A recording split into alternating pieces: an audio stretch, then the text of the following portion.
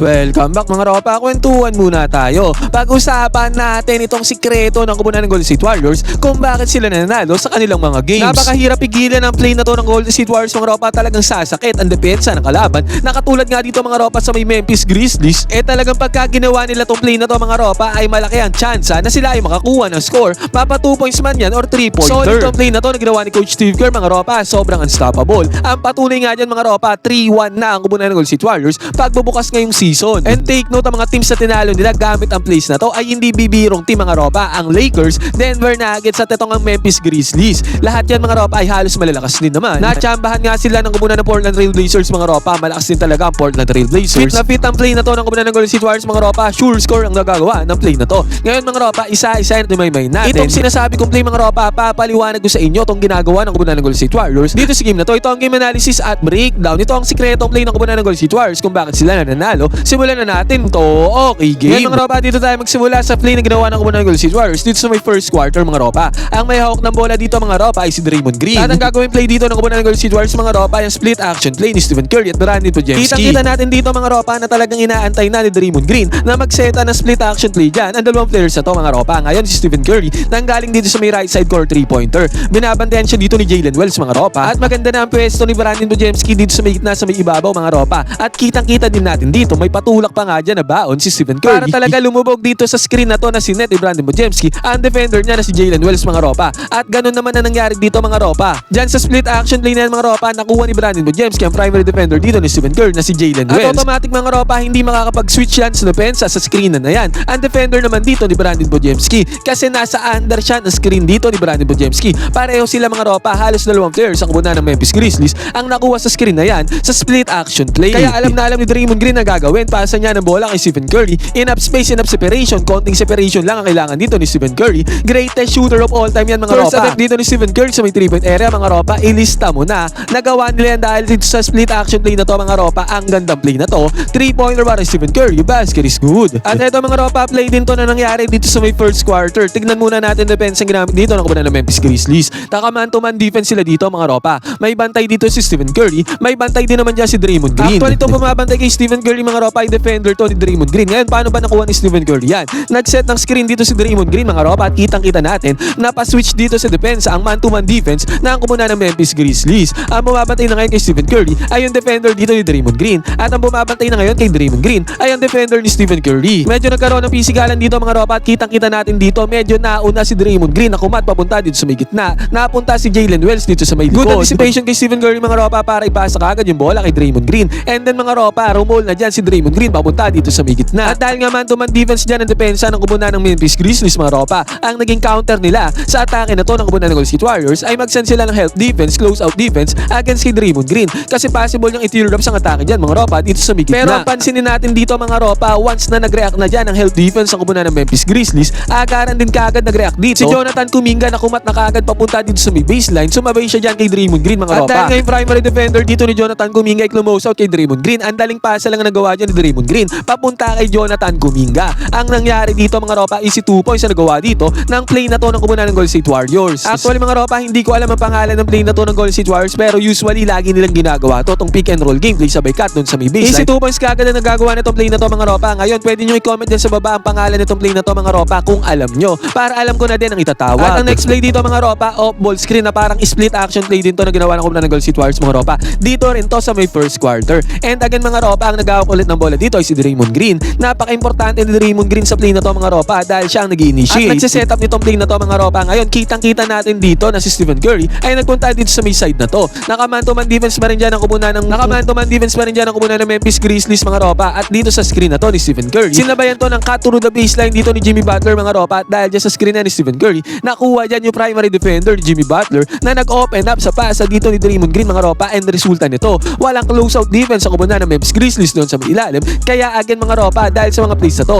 nagkakaroon ng easy 2 points sa kubunan ng Golden State Warriors. At eto mga ropa, itong play na to ay nangyari sa may first quarter. Ang nangyari naman dito mga ropa, itong play na to, nag-set ng stagger screen dito ang kubunan ng Golden State Warriors. Sa mga hindi nakakaalam sa stagger screen, ito yung screen mga ropa na kung saan dalawang players ang magsaset ng screen sa may ball handler. Which is si Jonathan Kuminga ang ball handler dito mga ropa. Tignan natin ang positioning dito ng kubunan ng Golden State Warriors. Natumpulan sila dito sa position na to mga ropa. Ito na ang positioning na stagger screen. Ang nagbigay ng screen yan mga ropa ay si Stephen Curry Curry at Draymond Green papunta kay Jonathan Kuminga mga ropa, at ginamit naman agad yan ni Jonathan Kuminga, at kitang-kita natin dito mga ropa kung paano na-trap yung depensa ng komunidad ng Memphis Grizzlies. Habang umatake dito si Jonathan Kuminga mga ropa, na-trap dito ang depensa ng komunidad ng Memphis Grizzlies. At konting late lang sa reaction time mga ropa, kitang-kita natin dito dumakdak kaagad si Jonathan Kuminga. Yun nga lang mga ropa, sayang tong play na to kasi nagmintes ang slam dunk dito ni Jonathan Kuminga. Pero still mga ropa, napakita natin dito sa play na to kung gaano ka-effective, kung gaano ka-importante, kung ano ang impact nitong play na to mga ropa. Talagang nahirapan yung depensa dyan ng komunidad ng Memphis Grizzlies para makaalis dito sa stagger screen na sinet ni Stephen Curry at Draymond Green. Kung pumasok tong dakdak na to ni Jonathan Kuminga mga ropa, successful play sana para sa Golden State Warriors. Still mga ropa, props pa din naman sa magandang depensa ng laro ng Memphis Grizzlies dito. Good recovery yan mga ropa, kahit na maganda yung play na ginawa dito ng komunidad ng Golden State Warriors.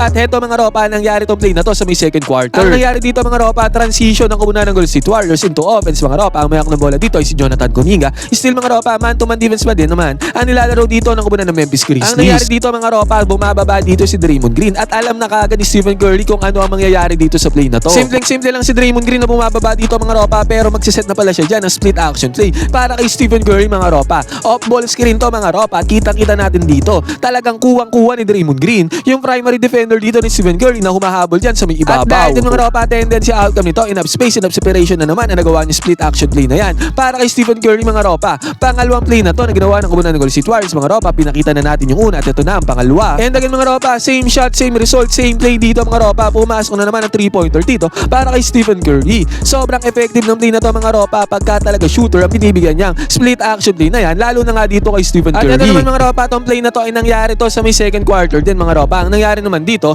Jimmy Butler naghahawak ng bola dito. Sinatan siya ng ball screen dito sa may ibabaw, at medyo naging malamya dito ang depensa ng komunidad ng Memphis Grizzlies mga ropa, dahil dito hindi kagad sila nakarecover sa ball screen na yan. At kahit nga hindi volume 3-point shooter si Jimmy Butler mga ropa, pinukol niya na ang 3-pointer dito kasi sayang opportunity dito mga ropa. Good setup play na to para kay Jimmy Butler, at pumasok naman ang 3-pointer dito para kay Jimmy Butler. Naging successful ang play na to, basket is good. At ito mga ropa, dito sa may third quarter nangyari itong play na to mga ropa. Ang nangyari ulit dito again mga ropa, as usual, si Draymond Green ulit naghahawak ng bola dito sa may top of the key. Split action play ulit ang ginawa dito ng komunidad ng Golden State Warriors mga ropa. Ang nangyari dito, hindi lang naman kasi si Stephen Curry ang tagatira mga ropa, kahit doon sa mga nakaraang plays sa pinakita natin, nagsiset din talaga ng screen si Stephen Curry, at ang ganun ulit ang nangyari dito mga ropa. Nagset ulit siya ng screen dito kay Jimmy Butler. Off the ball screen split action play nga ito mga ropa, at nung nakuha na ni Stephen Curry yung screen dyan, kahit pa paano nakakat si Jimmy Butler papunta dito sa may baseline doon sa may ilalim mga ropa na nag-open up para ma-attract niya ulit ang help defense dito ng komunidad ng Memphis Grizzlies mga ropa. At ang na-attract niya na defense dito ay si Ja Morant na binabantayan si Brandon Bujemski dito sa may 3-point area. Kitang-kita natin mga ropa, nag-help defense rotate dyan si Ja Morant kasi magkakaroon ng easy 2 points dito si Jimmy Butler. At good decision naman ang ginawa dito ni Jimmy Butler mga ropa, dahil nakita niya na si Ja Morant dyan, at mahirap din namang itira ang bola dito sa may ilalim. Agarang pasa niya papunta kay Brandon Bujemski mga ropa na open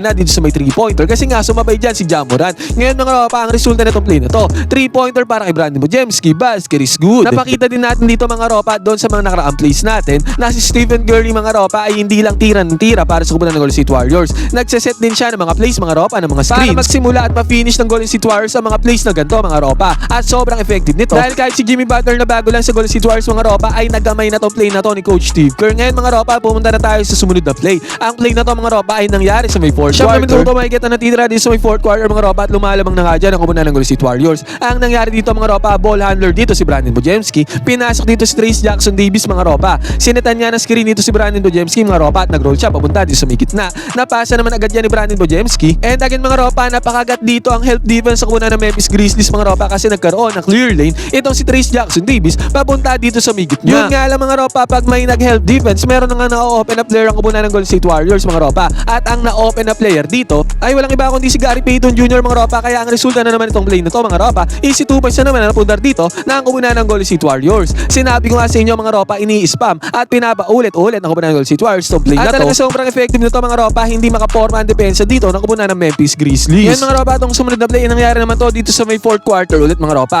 Take note mga ropa, fourth quarter na to, pero again, gagamitin ulit ng komunidad ng Golden State Warriors yung play na sinasabi natin dito. Steph Curry ang ball handler dito mga ropa, at sinatan siya na screen dito ni Jonathan Kuminga. And again mga ropa, na-attract dito ni Stephen Curry yung dalawang defenders sa komunidad ng Memphis Grizzlies. Mabilis ang pasa papunta kay Jonathan Kuminga mga ropa, at sa pagkakataon na to, mabilis ang nag-react ang depensa ng komunidad ng Memphis Grizzlies. Halos 3 players kaagad dyan na sumarado kay Jonathan Kuminga mga ropa. Yun nga lang, mabilis ang pasa din ang ginawa ni Jonathan Kuminga doon sa may ilalim. Kita natin sa help defense na to mga ropa, nabutasan sila dito against kay Will Richard mga ropa. Walang depensa dito kay Will Richard. Mabilis ang pasa ni Jonathan Kuminga mga ropa. Easy 2 points na naman nagawa dyan ni Will Richard mga ropa. Take note, fourth quarter na to. Simula pa lamang first quarter, ginagamit na ng kupunan ng Golden State Warriors tong play na to. At dito sa may fourth quarter mga ropa, ganun ulit. Hindi talaga masolusyonan ng kupunan ng Memphis Grizzlies. Ang play na to na ginagawa ng kupunan ng Golden State Warriors mga ropa, easy 2 points na naman ang kanilang puntar dyan. Basket is good. At ito mga ropa, sa fourth quarter din nangyari tong play na to mga ropa. At this time naman, Stephen Curry ulit ang mamando ng bola dito. At ang nag-set ng screen sa kanya dito mga ropa ay si Jonathan Kuminga.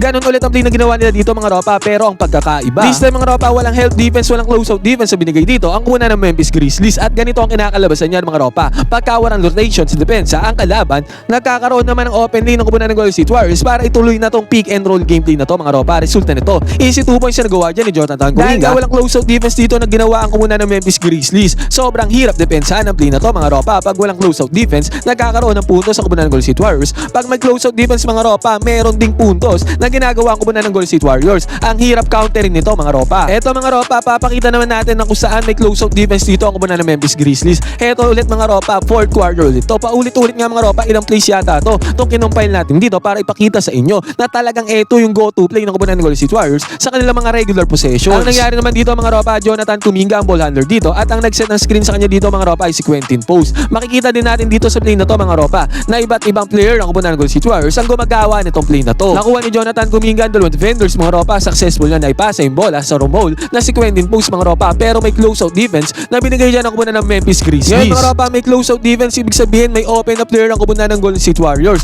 At sa pagkakataon na to mga ropa, sumabay ulit doon sa may cut sa may baseline itong si Will Richard mga ropa, and again mga ropa, pasa ulit ni Quentin Post papunta kay Will Richard. Tendency outcome nito mga ropa, walang closeout defense dyan ang kupunan ng Memphis Grizzlies. Open na open si Will Richard mga ropa, easy 2 points sa kanya nagawa dito. Basket is good. Ganyan pinaulit-ulit ang kupunan ng Golden State Warriors ang play na to mga ropa, simula sa may first quarter hanggang dito sa fourth quarter mga ropa. No solution ang depensa ng kupunan ng Memphis Grizzlies. Wala silang magawa mga ropa sa set-up play na to ng kupunan ng Golden State Warriors at ni Coach Steve Kerr. Isa tong play na to mga ropa sa ginamit ng Golden State Warriors dito sa game na to para tambakan ng kupunan ng Memphis Grizzlies mga ropa. At eventually nga mga ropa, sa dulo nakuha ng kupunan ng Golden State Warriors ang panalo. And take note mga ropa, hindi birong kalaban nitong Memphis Grizzlies dahil 2-1 to opening season pa lamang. At dahil nga din sa panalo nito mga ropa, naging 3-1 na standing sa kupunan ng Golden State Warriors. Ngayon mga ropa, ano masasabi nyo dito sa pambihirang play na to ng kupunan ng Golden State Warriors? Ang hirap solusyonan nito mga ropa. Pwede kayo mag-comment dyan sa baba ng inyong opinion. Magkwentuhan tayo.